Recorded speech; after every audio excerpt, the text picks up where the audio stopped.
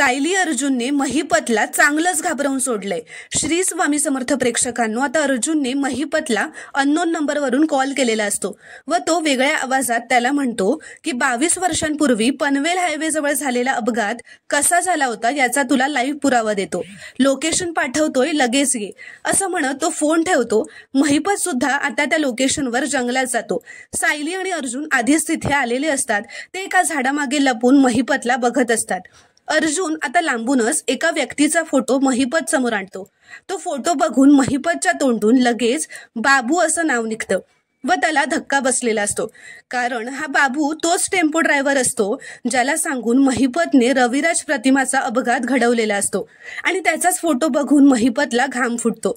तो विचार करतो की हे सगळं कोण करतंय, नक्की कोण मला ब्लॅकमेल करण्याचा प्रयत्न करतंय। तर आता महिपत घाबरून तिथून निघून गेल्यावर सायली आणि अर्जुन बाहेर येतात। अर्जुन सायलीला म्हणतो की सिनियर आणि प्रतिमात्यांचा अपघात ज्याने घडवून आणला त्या बाबूशी महिपतचा संबंध आहे। तर आता सायली म्हणते आणि तो संबंध कसा आहे हे आपण शोधून काढू। तर प्रेक्षकांनो, पुढील भागात जबरदस्त ट्विस्ट आपल्याला पाहायला मिळणार आहे। व्हिडिओ आवडल्यास लाईक करा व चॅनलला प्लीज सबस्क्राईब करा।